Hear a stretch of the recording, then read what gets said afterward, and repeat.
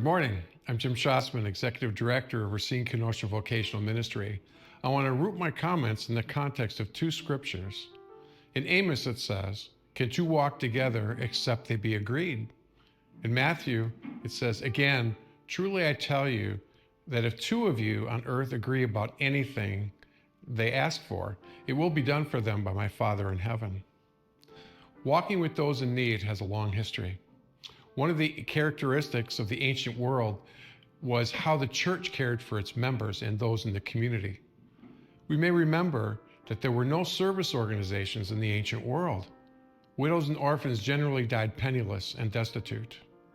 Serving those in need was a radical and countercultural act.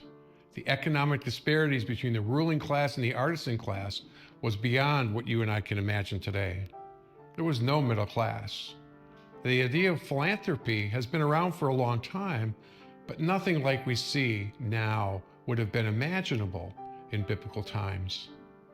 Agreeing to walk together is the missional and philanthropic way we see today in the U.S. is a uniquely Western way of being a community. In 1840, French historian Alexis de Tocqueville said, "I have seen Americans making great and sincere sacrifices for the key common good, and 100 times I have noticed that when needs be, they almost always give each other faithful support." In 2023, Americans gave over $557 billion to charitable causes. Another report said, the United States is the world's most generous country in a new study that looks at global giving trends over 10 years. Building up on an unrivaled reputation for philanthropic giving, consistently high numbers of Americans reported that they have helped a stranger, donated money, or volunteered their time in the weeks prior to being surveyed each year over the decade. De Tocqueville was stunned by the generosity of Americans, as so am I. With the support of Outreach for Hope, Kenosha Vocational Ministry has been able to expand our services to those returning from prison. Together, Racine Kenosha Vocational Ministry walks with our participants who are hungry, thirsty, and are in prison. I'd like to tell you about Donald, who returned to the community after 33 years in prison. He was lost in the city that had changed so much since he left. He was homeless and without an income. Many of his relatives had passed away without an opportunity to say goodbye.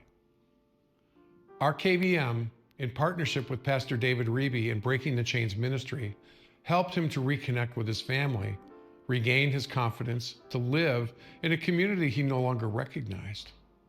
The intensive counseling he received was critical to his successful reentry.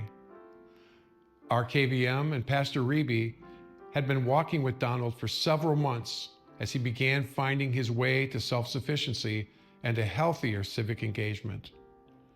Donald said to 150 people at our KVM, our annual recognition event, "KVM has helped me to begin to integrate, and this led to my new personal motto, I am becoming who God has made me to be, no matter what. I've been blessed, and I'm giving back." KVM is truly a ministry, and I thank God for bringing them into my life.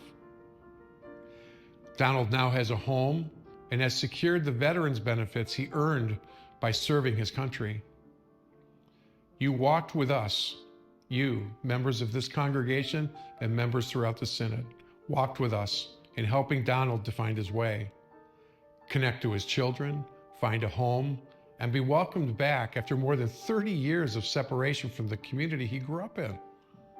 We are proud to walk together with you to bring about God's kingdom on earth as it is in heaven, one person at a time, one Christian act of charity at a time.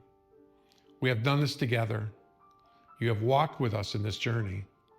Your gifts and prayers have created a holy agreement that has touched lives beyond your circle and your community to make the kingdom of this world a little more like it is in heaven.